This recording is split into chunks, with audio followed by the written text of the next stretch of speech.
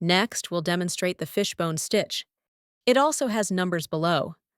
Let's look at the two-strand demonstration first. Using two strands of color number 2. First, bring up at the top of the leaf. Insert roughly downward. Then bring up on the left outer line. Insert on the right side of the center line. Move to bring up on the right outer line. Insert on the left side of the center line, creating a crossed pattern. Alternate inserting on both sides of the center.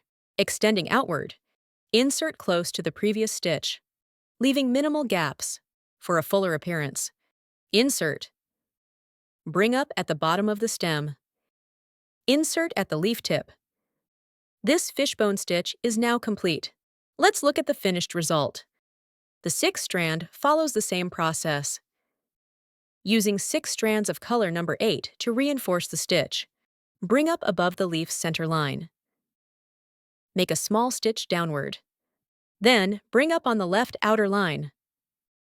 Following these steps, complete the remaining pattern.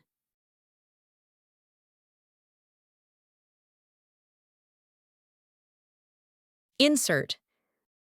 This fishbone stitch is now complete. Let's look at the finished result.